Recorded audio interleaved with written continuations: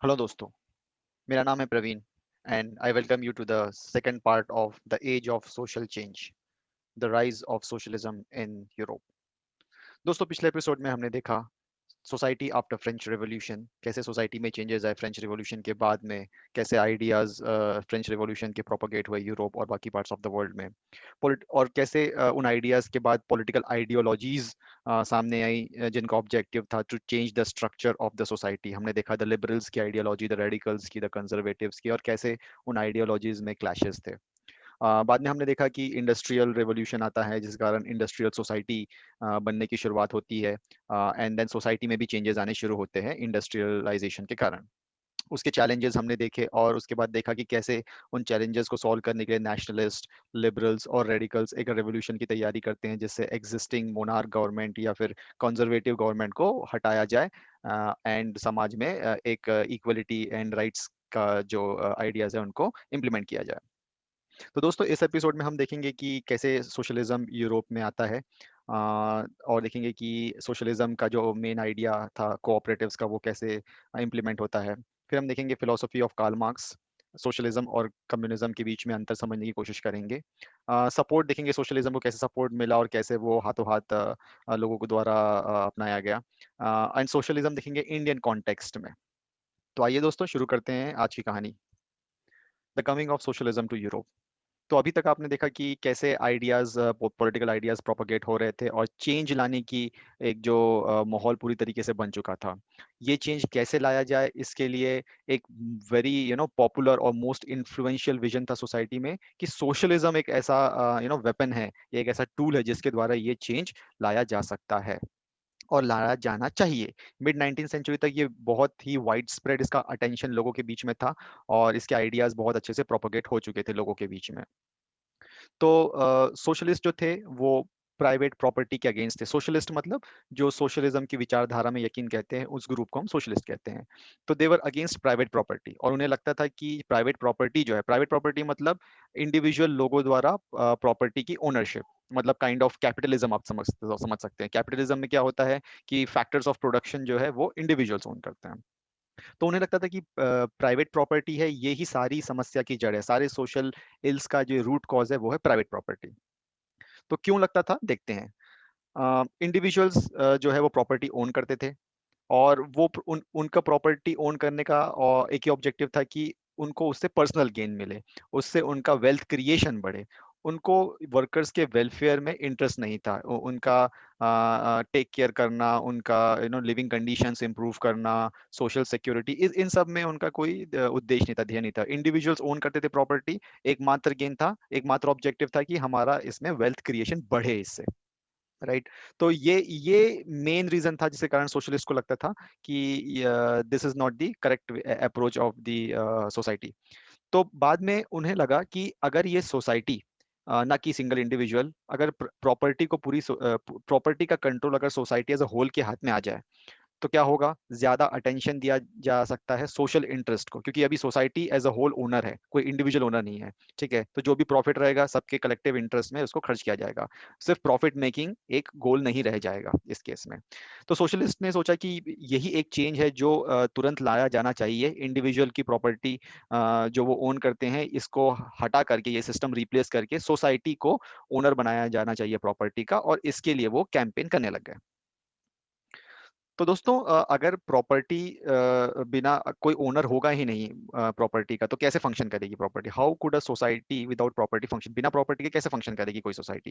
And what would be the foundation of socialist society? और socialist society की foundation क्या रहेगी, मतलब कौन ओन करेगा, कैसे काम चलेगा, किसकी प्रॉपर्टी, एक्सेट्रा एक्सेट्रा, जो क्वेश्चंस थे वो अभी भी मतलब विचार करने योग्य थे।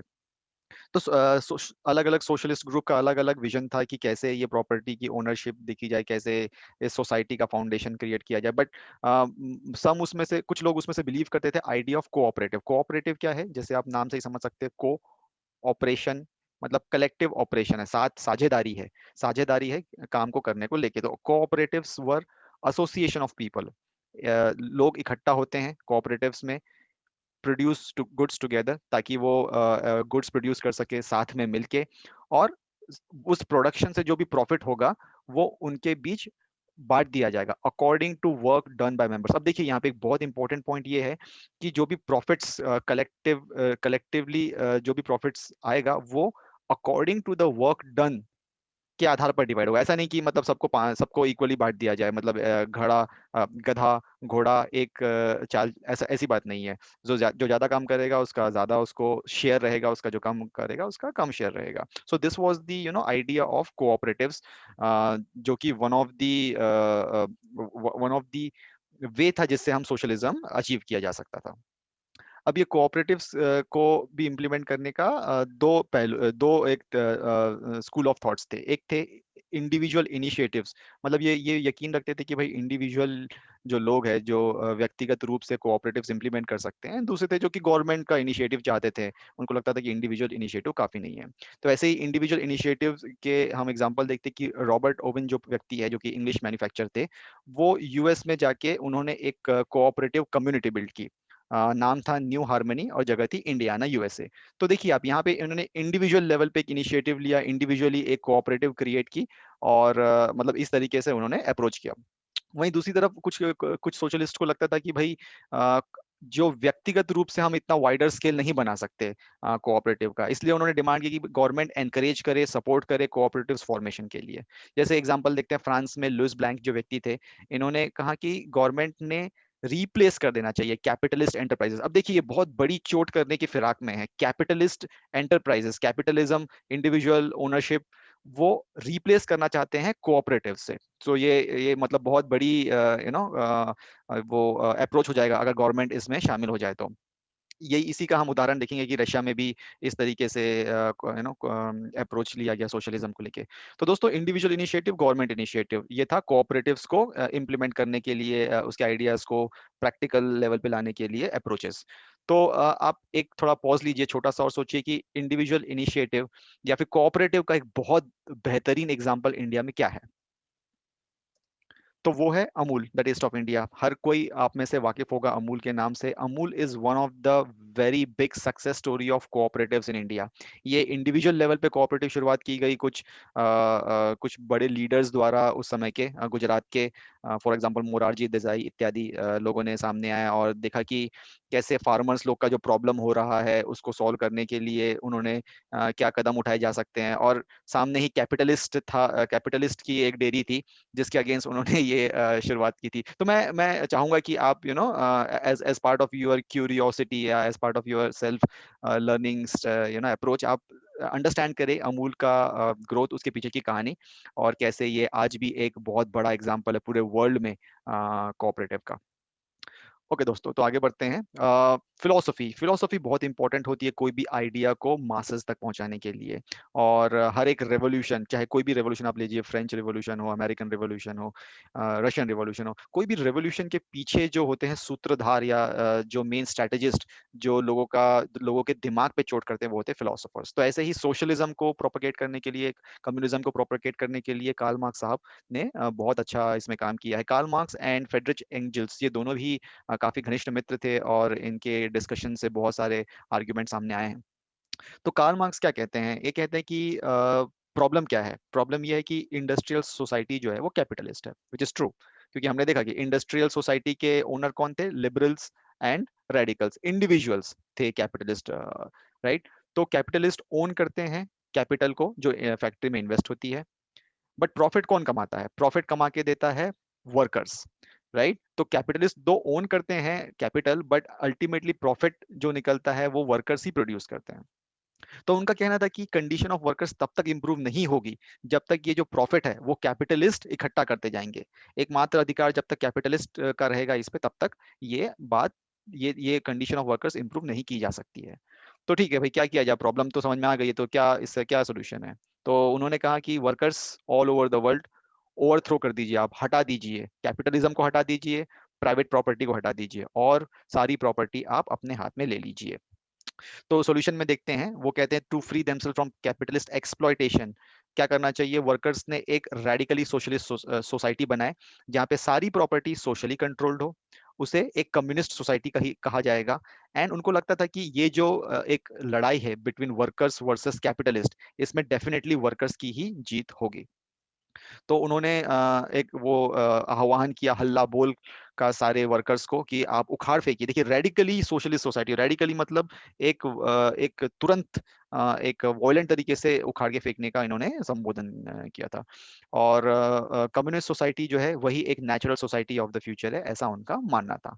तो इस तरीके के आइडियाज आप सोच सकते हैं कि लोगों का कैसे खून खौल गया होगा, लोगों के टोटली चार्ज अप हो गए होंगे जो वर्कर्स थे उस समय के, और सभी हल्ला बोल के स्थिति में और इस एग्री कर रहे होंगे। तो दोस्तों, समझ थोड़ा सा यहाँ पे हम समझने की कोशिश करते हैं कि कम्युनिज्म सोशलिज्म का काइंड ऑफ सिमिलर आइडियोलॉजीज है, पैरेलली चलते हैं, तो इनके बीच का डिफरेंस क्या है। तो कम्युनिज्म में क्या होता है ना कि प्राइवेट प्रॉपर्टी नाम की कोई चीज होती ही नहीं है। वहां पे एक स्ट्रॉन्ग सेंट्रल गवर्नमेंट होती है जो कंट्रोल करती है सभी के सभी इकोनॉमिक प्रोडक्शन को, और सिटीजन को प्रोवाइड करती है उनके जरूरत के हिसाब से। भाई मतलब इसका मतलब क्या है कि सारा जो कंट्रोल रहेगा इकोनॉमिक प्रोडक्शन का वो सेंट्रल गवर्नमेंट के हाथ में रहेगा, और सभी लोगों को उनकी जरूरत के हिसाब से उनको दिया जाएगा, चाहे food, housing, medical care, education, इस टाइप का। वेयर सोशलिज्म में कैसा है, इंडिविजुअल्स प्रॉपर्टी ओन कर सकते हैं, अलाउड है, लेकिन जो मेन इंडस्ट्रियल प्रोडक्शन है या जो मेन वेल्थ जनरेटिंग मींस रहेगा, फैक्ट्रीज, इंडस्ट्री, बड़े बड़े प्लांट्स, वो कम्युनली ओन रहेंगे, या तो democratic democratically elected government own करेगी उसको। राइट, तो देखिए एक फर्क यहाँ साफ साफ दिख रहा है, एक है स्ट्रॉन्ग सेंट्रल गवर्नमेंट, एक है डेमोक्रेटिकली इलेक्टेड गवर्नमेंट। एक में प्राइवेट प्रॉपर्टी बिल्कुल अलाउ नहीं है, एक में एक हद तक अलाउ है।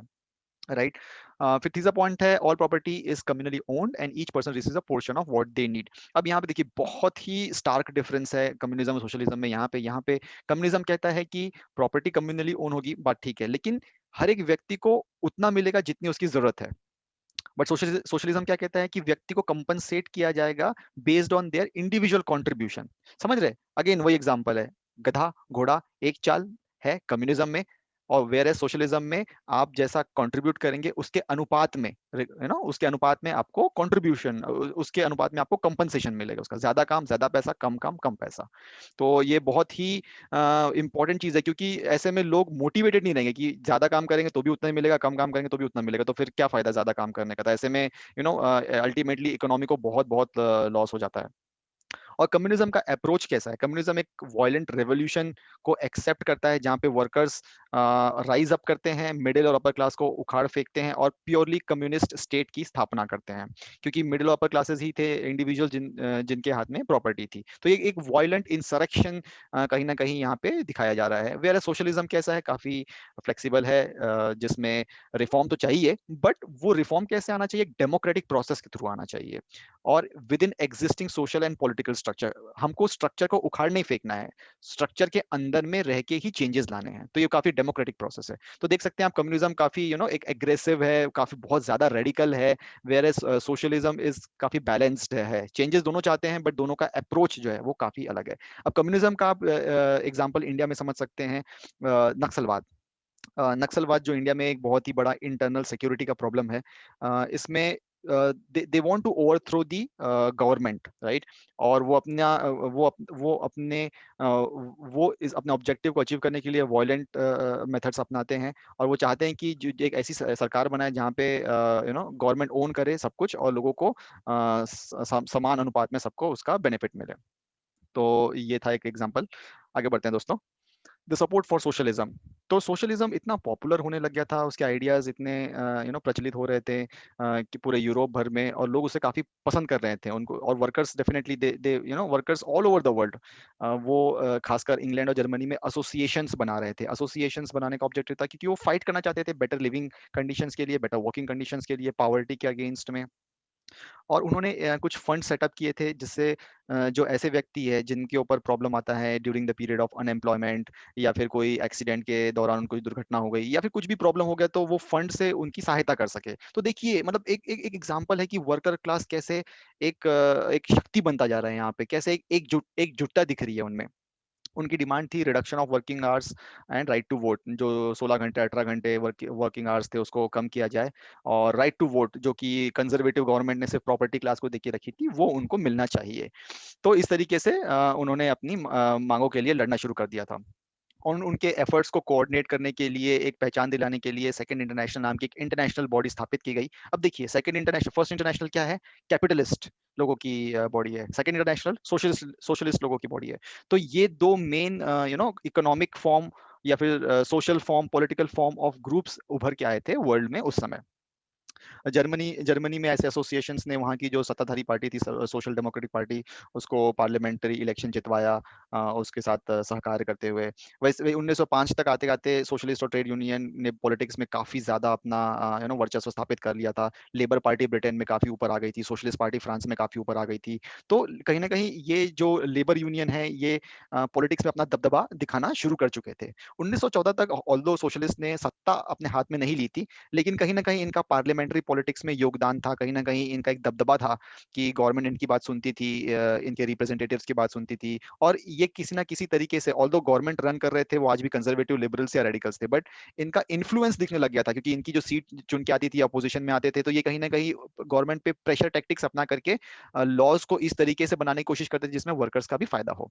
तो 1914 तक तो ऑल्दो इनके हाथ में सत्ता नहीं आई थी, बट 1914 के बाद क्या होता है वो हम देखेंगे रशियन रिवॉल्यूशन में, जब सत्ता आती है सोशलिस्ट के हाथ में। सोशलिज्म इन इंडिया, तो अभी हमने सोशलिज्म को बहुत अच्छे से समझने की कोशिश की है। अब सोशलिज्म इंडियन कॉन्टेक्स्ट में आप देखते हैं कि ये हमारे प्रीएम्बल में, कॉन्स्टिट्यूशन ऑफ इंडिया के प्रीएम्बल में एक वर्ड मेंशन है, सोशलिस्ट। इस ये प्रधानमंत्री इंदिरा गांधी ने इमरजेंसी के दौरान ये वर्ड इसमें ऐड करवाया था। इससे रिफ्लेक्ट होता है हमारे भारतीय संविधान का कैरेक्टर, कि ये एक सोशलिस्ट दृष्टिकोण रखता है। मतलब सबको मतलब this does not believe in concentration of wealth, ये सबको सब बेनिफिट सब तक पहुंचाने की कोशिश करता है। वैसे ही भारत में दो प्रमुख पॉलिटिकल पार्टीज है जो आज मतलब आज भी है, और मेनली इनका जो वर्चस्व केरल, वेस्ट बंगाल और त्रिपुरा में ज्यादा है।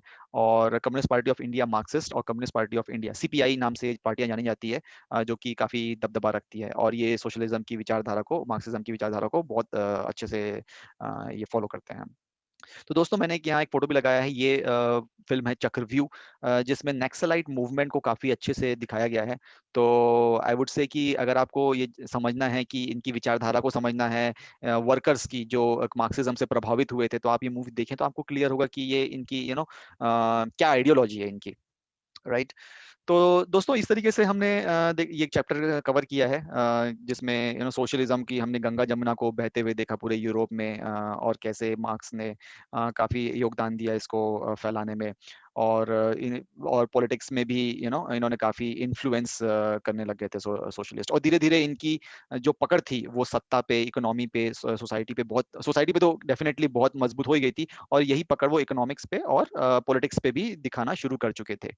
तो यहाँ यहाँ पे हम सोशलिज्म इन यूरोप का जो टॉपिक है खत्म करेंगे, और अब देखेंगे कि सत्ता जो है वो हथिया चुके रहते हैं सोशलिस्ट ग्रुप रशिया में।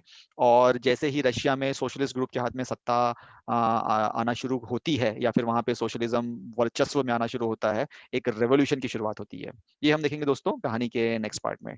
Till then, bye bye, keep learning, keep exploring.